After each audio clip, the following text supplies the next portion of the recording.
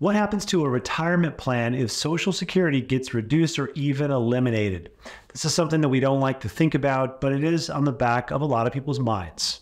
We can either ignore the fear of this happening or we can explore it. And I found that oftentimes when you face your fear or you explore things a little bit, it takes the teeth out of it and it doesn't have as much power so that you can move on to that next chapter with a little more peace and joy. Today's video is prompted by a discussion we had with a couple, both 59, and they had been hearing about Social Security running out in 2034.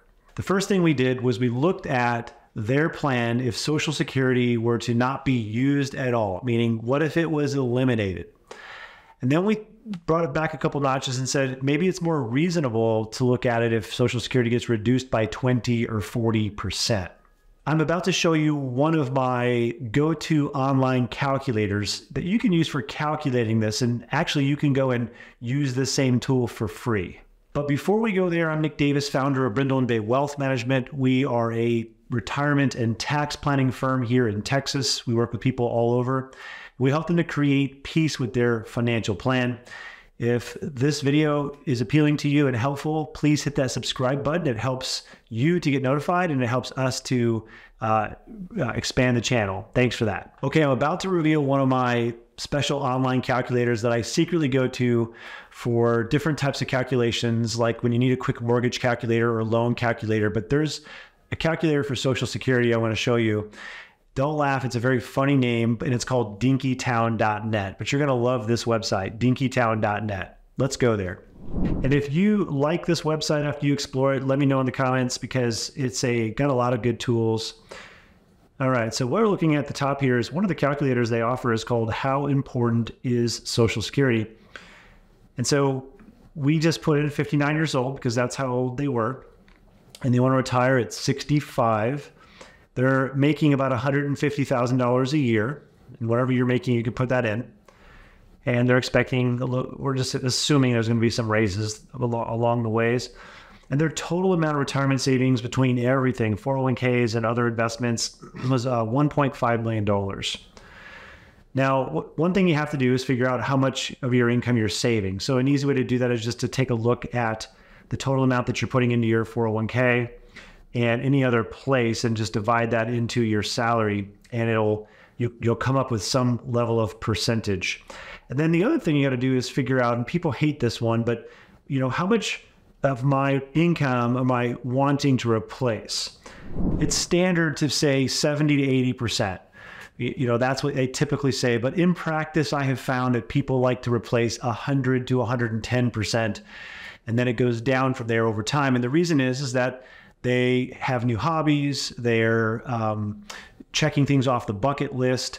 And so I rarely find people wanting to replace 70 or 80% of their income. And there's a way you can do it to be a little more accurate. I'll give you 3 easy steps. Okay, so step 1, calculate how much income you have. So in their case, it's $150,000.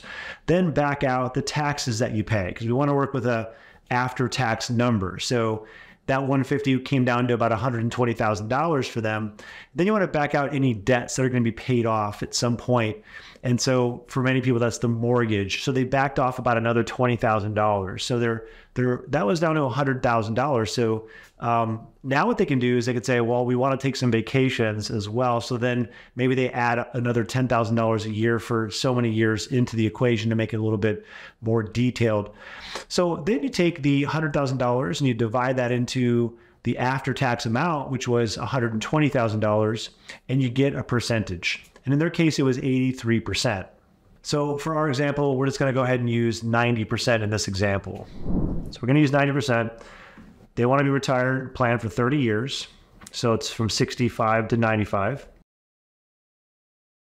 The rate of return that they would assume to get on their money before they retire is 7%. And then a lot of people would put a very small number, like 4% during retirement. We're not here to talk about that today, but I would encourage people not to go too low of a target, meaning we need to have enough equities, meaning stocks, to help us outpace inflation long term. So this calculator actually defaults it to like 4%. I would say people should be targeting a little bit higher than that if inflation is going to be, say, 3%. All right. And so what the calculator says, we're going to view report, is that you may run out at age 80, 85 if Social Security were to go completely away. And the way this works is that I'm going to just scroll down here to the ledger. They're 59 now, and you can see in both sides of the ledger, they are just growing their money because they're saving money and getting a return. And then once 65 hits, because that's when they said they were going to retire, you can see that the right side starts to go down, and this is the side that represents savings balance without Social Security. And over time, that left side actually continues to do pretty well. And so if you keep going down, you'll find that about 84, 85 years old, they're completely out of money. Now, some key takeaways here is that was a very radical example. Like the odds of Social Security going away completely are not as likely as it going away partially. And so what happened was this couple actually kind of lightened up a little bit and said, 84, 85 years old at a 90% replacement rate, I can live with that. And if they couldn't live with that, they could go back and they could change it to maybe 80% replacement rate and mess with some numbers a little bit to feel a little bit better about that. So I suggested that we actually maybe look at this a little bit more reasonably. And instead, let's take a look at if we had a 20% reduction. In order to do that, we're going to look at their personal financial narrative. Okay, so this is the blueprint for a family. And you can see, just to keep things simple, Timmy has $500,000 in a taxable account, and his wife has a 401k of $1 million, and they've got a $1.5 million home. They were fortunate, I guess, and it just increased. So we're just going to use this as an example. And I would encourage everybody to have their narrative figured out, because it really helps when it comes to looking at how things can go. And it does you a really good service if you kind of know what your picture looks like. And remember, we said that they wanted to spend about $100,000 a year. And you can kind of see that spelled out here. And so a real quick word about probability. I've talked against using probability of success if you've read my paper on modern guardrails, because it doesn't communicate well, but it does communicate well when you're trying to figure things like this out. Okay, so I may comment more on this here in a minute, because now that we kind of know that, their financial narrative and their financial story is here. He takes Social Security at 67, she takes it at 65. We can just do a quick stress test. And by the way, their Social Security amounts are in there. And we can see that, for example, what this is doing is it's saying, well, based on their narrative, if Social Security were to be reduced by 20%, then that 98% probability would go down to 95%. So what that means is that there's a 5% chance that one of them would have to adjust their spending, or both of them, so that they would have their goals met until she's 95 years old. So 95% is a very strong number when it comes to this form of testing. You could also bump it up to 40%, and then we're going to refresh that. So what if Social Security were to be reduced by 40%, which would mean that it would only pay 60 cents on the dollar? Well, now we have a plan that's 91% successful, which is still a very strong plan. There's a 91% chance they would never have to make spending adjustments to spend that $100,000 income. Now, of course, you can see there's other stress tests here, which I've showed in other videos, where what if inflation is higher? What if expenses are higher? What if health costs are higher? What if the market drops immediately by 20%? There's all different stress tests that a person could do. Of course, seeing this more clearly took the fear from those headlines away. And so what can you do if you're facing these types of thoughts? So if you're worried, the first thing you can do is remove the mystery. Explore the possibilities. Build your financial narrative so you could see how it would go for you if you completely eliminated Social Security, or if just a portion of Social Security were to be eliminated. You don't want to hide from your financial plan. And I know, to me, I relate this to getting on the scale, right? Because over the years, I've tried to lose weight and be healthy and be fit. And when you know you're doing bad, or you just don't know what happened, you don't want to get on the scale because it tends to tell you the truth, right? But I find that when I do get on the scale, there's a level of a lack of fear that kind of happens.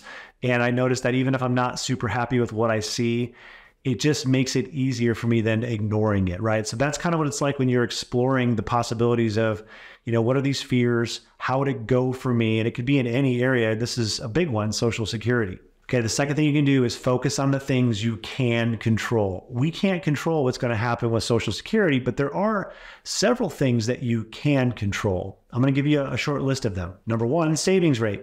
How much money you're saving. So we can't control what's happening inside of the investments, but we can control to make sure we're saving an amount that's going to work for us in the future. Number two, your spending habits. We can be aware of our spending habits and we can control our spending habits. And that's something that is within our power. Even if we take a little bit of authority over that and start to control it in some areas, we start to feel better about our plan.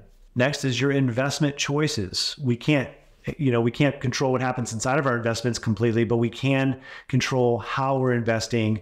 Are we aware of, are we being disciplined, or are we being a little bit kind of ignoring it? Or are we playing it too risky and we're not really being disciplined? Next is tax planning.